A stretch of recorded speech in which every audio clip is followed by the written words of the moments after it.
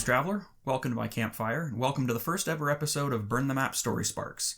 I'm Shane L. Coffey, a fantasy and sci-fi author, and in this series I'm going to talk about stories wherever they come from, any format, from books to films to games of all kinds. These talks are going to be casual fun, mostly unscripted, because as much as I enjoy putting these things together, I've also got novels to write. To kick things off, I thought it'd be fun to share the story of my gaming group's run through the D&D adventure Waterdeep Dragon Heist. So don't worry if you're not a gamer. I'll stay focused on the narrative, not on the game or the mechanics, and I'll keep it normie friendly. Just so everybody knows, fair warning, this D&D adventure book's been out forever now, but if you're one of the few people who hasn't played it but still wants to in the future, this is your spoiler alert. For everybody who's not familiar with the Forgotten Realms campaign setting, Waterdeep, the City of Splendors, is basically the D&D fantasy version of Victorian London. There's whole books worth of background and history on the place. A bunch of the names and locations that I'll be saying have connections to that history for the people that are really into it, but all you really need to know for this story is it's magical London. Also, a couple of the criminal factions in the town have been getting rowdier than usual over the last couple weeks. The main belligerents are the Zhentarim, or Zents for short, who run all kinds of illicit and occasionally legitimate business up and down the coast where Waterdeep sits, and the Xanathar, which is the city's biggest thief guild and criminal gang. So they've been fighting more than normal, and so far nobody seems to know why. So next, we need a quick introduction to our protagonists. We have Grath Frathson, is this very humorless mercenary who comes down from the north. Alorna Wanderer, a sorcerer from the distant exotic land of Haurua. And finally, we have two Waterdeep natives, Sermula Jadefinger, who's a dwarven bounty hunter, and, get ready for this, Alston Wren Namfoodle Inknail Corkeyes Timberthorn, a gnomish priest of arcane secrets. You can call him Wren, and from now on, so will I. So this adventure starts out in a tavern. Some people say that's cliche, but I say it's a classic. But this tavern is sort of the tavern in Waterdeep, the Yawning Portal. It's especially exciting for hero types, partly because it has this giant pit in the main room that leads into a huge dungeon complex underneath the city, but that's a story for another day. Nevertheless, as the patrons are enjoying an evening of drinking and conversation, some Zent gang thugs barge in through the front door, chasing a foe or innocent victim. It can be hard to tell which. That sets off a brawl, but before that even calms down, a handful of monsters have come up from that big giant pit, and the four main characters, being hero types or looking to make a name for themselves at least, they jump up to fight the monsters. Their skills are enough to impress one of the onlookers, a man named Volo, who's kind of a globe-trotting travelogue writer. Think of him as a combination of an Old West dime store novelist and Han Solo at his absolutely most broke. But for all his faults, Volo is nothing if not loyal to his friends, so he's approaching our heroes to ask for their help in locating his pal Floon, who's been missing since last night. They were supposed to meet at midday, Floon never showed, and now Volo can't get in touch with him. So Volo's concerned, and of course, he offers a huge reward for anyone who can find him. Sermula steps up right off the bat. She's a bounty hunter, so this is exactly her deal. And also, since she knows the city so well, since she grew up here, the rest of the group pretty much is happy to let her, take the initiative. Grath is looking to make his fortune so he can retire from the mercenary life, so he's on board with it as long as there's money. Wren and Alorna, for various reasons, are mostly just excited to get involved in the adventure of it all. So Volo gives them a description of Floon, gives them the lowdown on a different tavern called the Skewered Dragon, where he and Floon were drinking and gambling the night before. That was the last place Volo saw him, so our heroes take off to this dangerous dock neighborhood to investigate. On the way to the Skewered Dragon, the party passes the aftermath of a gang fight between the Zents and the Xanathar, and the City Watch have it cordoned off, doing the sort of standard move along, nothing to see here folks, highlighting the struggles between these two gangs and the violence. The heroes also happen into this really weird shop where everything is purple, and Alorna buys a rabbit's foot. That's not super important right now, but I bring it up because it'll have an impact in future episodes. So once the team makes it to the Skewered Dragon Tavern, Sermula starts buying drinks for all the patrons, and Alorna tells stories from her distant exotic homeland of Haurua, which excites everyone there, since even in a city as cosmopolitan as Waterdeep, travelers from as far away as Haurua are rare. This gets them at least temporarily into the good graces of the Barflies, who reveal that last night, after Volo went home, another friend of Floon's had shown up. Renaer Neverember, whose father used to be a lord of Waterdeep, but supposedly embezzled a bunch of money and fled. So because of that family association, Renaer isn't very popular, especially in the poorer parts of town, Nevertheless, he and Floon, they drank a few rounds, played some cards, and then they left around midnight. Some rougher-than-usual looking men followed them out, and those men are known to hang out in a warehouse nearby. And this place has a snake painted on the door, which identifies it with the Zentarim criminal syndicate. So that's probably who took Floon. So the heroes are able to find that warehouse easily. Sermula tries to pick the lock on the front door, but fails, so Grath just kicks it in. Knowing that he's now lost the element of surprise, Grath just charges into the room, believing he's ready for whatever comes his way, and he immediately gets jumped by 4 guards who are short, sort of like birdmen. They've got long black beaks and feathers. Sermula sees he's surrounded, so she rushes in to help. She's got her short sword that she's stabbing with, and Alorna and Ren, they stand back and cast spells trying to subdue the enemy. These creatures, they're kind of cool in the D&D world. They're like raven men, and they can only talk by mimicking phrases they've heard from other people, so it would have made for a pretty fun interrogation. Unfortunately, Grath didn't take too kindly to being ambushed, and Alorna had never been in a fight before that night, so she went a little overboard with her magic, so in the end, the raven men weren't left in shape to communicate or respirate or anything else that requires being an alive person. So the heroes scattered to search the warehouse. They remained so they could see each other in case there were more guards hiding about, but there was no danger. But Ren does find a storeroom, which strangely has been barricaded from the outside.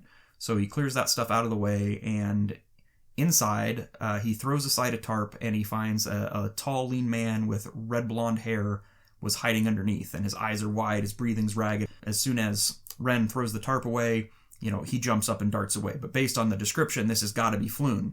So the rest of the party is all shouting and manages to calm him down, saying, hey, we're friends, Volo sent us, you're safe now. He's a little stunned to see the sight of the guards' bodies littering the floor, but he was not a big fan of theirs, so he gets over it pretty quick. He doesn't seem any the worse for wear, so Alorna asks, what happened to the other guy who was with you when you got jumped last night? What happened to Renaer Neverember? Now they see understanding dawn on the guy's face, and he reveals that he is Renaer Neverember, not Floon. And he explains that he and Floon look very much alike, enough that, sometimes people even mix them up in dim tavern light, or, always remarking how much alike they look. Sermula immediately realizes, since Renaer is a much bigger deal in town than Floon is, then either Floon has gotten himself in really deep with some bad business, or what we have here is a good old-fashioned case of mistaken identity. Regardless of the cause, Renaer is really afraid for his friend. He's grateful to have been rescued, of course, so he offers to help, but insists that they all better vamoose before, and that's when the City Watch shows up. So just to give a little bit more background on the culture in Waterdeep, because it's important here, usually these kind of games, the stories take place in ancient forests or dark caverns, or at the very least, they're in kind of rough and tumble border towns, where it's, the law of the gun, or sword, or magic fireball, as the case may be. But Waterdeep isn't that. It's a real city, has legitimate law and order and law enforcement. People don't walk around armed, even though it's legal to do so, but it's considered improper or rude. Wanton destruction is very harshly punished. But there is a flip side to that, which is Waterdeep has a really favorable view toward adventurers, because at lots of points in her history, the good old city's been saved from apocalyptic events by people with a very particular set of skills showing up at just the right moment. So there is some dichotomy there. But in this instance, the City Watch shows up. They immediately order everyone to drop their weapons. Since refusing will earn them a night in a jail cell, probably a lot worse, so the heroes do what they're told. The watch captain separates everybody and starts questioning everyone. Grath's pretty obstinate, so that raises some eyebrows, but Sermula actually is known through her bounty hunting to a few in the watch. Renaer's been working really hard to repair his family's reputation, or at least his own, and is a known quantity about town. So since none of the detainees really have any reason to lie, after a bit of grilling, the watch is satisfied that what went down in the warehouse was self-defense, especially considering they know how gang violence has been getting out of hand, and this is all down near the docks, which is a bad neighborhood. So they're willing to allow the heroes to leave. Renaer does inform the watch that his friend Floon is still missing and insists that they begin a search, but they just take a statement. They don't really give any reason to think that they'll prioritize the case. The watch captain reminds everybody it's the watch's job to keep the peace, not random vigilantes. It's dangerous for citizens to act on these things alone, etc., etc., and he orders everybody home. Obviously, the heroes are not having that. Heroes don't wait around. They go out and hero. Plus, if the city watch finds Floon, then nobody gets paid. So they're still on the case. Renair is now along for the ride too, since Floon is his friend, and assuming that Renair was himself the actual target, he'd really like to know why. So the team goes back to the nearby Skewered Dragon Tavern to wait until the city watch clears out. Meanwhile, Renair explains while they're waiting that Floon didn't get moved out of the warehouse by that same gang that originally grabbed them on the street. The warehouse actually was attacked by rivals who laid hands on Floon, but then managed to force Renair into that storeroom before he could do anything about it. So it seems there's no doubt now the heroes are being dragged right into the middle of this ongoing gang war. But undaunted, once the watch has vacated the crime scene, the team heads back to the warehouse to look for clues. There isn't much to find, but they do locate tracks and drag marks through a patch of mud in a side alley nearby, and those seem to be leading to a grating that gives access down into the sewers. Sermula and Ren, since they grew up in the city, they're very aware that some of the larger gangs have hideouts down there, so the team lights their torches and climbs down the rusty ladder into the noisome depths. Right away, Ren spots a symbol that's drawn in chalk on the sewer wall, and it's a circle with 10 lines radiating out from it like spokes. Sermula recognizes that's the emblem of the Xanathar Guild. So they go in that direction, and at each intersection they come to the sewer tunnels, by inspecting carefully, they find one of these symbols hidden on the wall, which shows the correct branch to take of that intersection. So by following those marks, they get to a final junction where there's this weird creature standing guard, or I guess hovering guard. It's like this big floating eyeball about the size of a shot put, and it spots them, tries to raise the alarm, but before it can get away, Alorna uses her magic to hurl a chunk of brick at it, and while it's stunned, Grath finishes it off with his axe. So now the heroes have found their way into the actual gang hideout itself. They've got to fight their way through a few rooms. Just jumping past that, if this was a movie, this would be where they cut to what side characters are doing or something, and they just kind of sprinkle in clips of the good guys, whooping up on these random goons, getting worn out, but not really being in real danger. So they go through a couple rooms of guards, and then they finally turn the corner into a much larger room, like an underground throne hall, and that's where they see a man who can only be Floon now on his hands and knees, and then standing over him is a big, mean-looking half-orc with magic flames around his meaty fist. They look past them. At the far end of the room is this dais, and on it stands a mind flayer, which is this nasty critter that's basically like a gaunt humanoid that has an octopus for a head, and they eat brains. They're no good at all. So he's wearing these black robes. It's kind of terrifying to everybody, but Floon's screaming in pain. Looks like he's only hanging on by a thread, so the heroes rush in. Alorna tries to put the half-orc to sleep with her magic, but he resists the spell. Ren runs to Floon in the hopes that he can heal him with his magic, but the half-orc shoots a wave of fire from his hands, and it forces Ren back, and it catches Floon with the edge of it, and he passes out from the pain. The Mind Flayer actually just turns and leaves by a side door, so the heroes thank their various deities for that, but also are hoping that they can get out of there before he comes back with reinforcements. So Grath, Sermula, and Renair, they rush in with their axe and swords, and they manage to batter the half-orc away from Ren. Alorna slings a firebolt at the orc. Ren finally gets close enough to heal Floon, so he wakes him up and tries to help him crawl away while he can. The other heroes have the foe surrounded now. Grath makes a big swing with his axe. The enemy turns and throws up a magical shield to block it, which he does, but in facing that threat, he's now turned his back on Sermula. So with a quick motion, she buries her short sword in the half-orc, and that ends him forever. Floon seems to be well enough to stand, so the six get up, and they get out of there before enemies can come and block their escape. And they climb up out of the sewer just as the sun rises over the City of Splendors. On their way back to the Yarning portal, Renair asks Floon if he knows what the kidnappers wanted. Floon, he says they started asking him about something called the Stone of Golor, but when it was obvious to them that he had no idea what that was, that's how they started to realize that they grabbed the wrong guy. But Sermula presses it and gets Renair to admit that he does know what the Stone of Golor is. It's a magical artifact that supposedly has some connection to the money his father stole. He acts like he doesn't know much more than that, except that as far as he knew, the Xanathars had the Stone of Golor in their possession. So if they're questioning people about where it is, then obviously they've lost it somehow. But since he and Floon were originally grabbed by Zent mercenaries, it seems like they don't have it either. So, curiouser and curiouser. Anyway, once back at the tavern, Volo, looking very anxious, he runs across the main room and gives Floon a big hug, offers to buy the party drinks on his tab, and he's immediately turning his thoughts towards celebrating Floon's safe return. But Grath, in his mercenary mindset, is quick to force the issue of the payment that the heroes are now owed, which forces Volo to admit with great embarrassment that he finds himself light on cash at the moment, but he promises that what he has to offer is even more valuable. He has the deed to a tavern in the North Ward, the historic Troll Skull Manor. So, since the heroes are left with the only choice of either accepting this or leaving with nothing, they accept this as payment, and they all agree to meet the following morning to inspect their new property. So I'll save most of my editorial comments on the published version of the book, Dragon Heist, for the end of the series, but there's 3 minor things that I did change when I was running it, and I would recommend that anybody that is running it do the same. The first is that the book has Floon missing for 2 full days instead of just 1.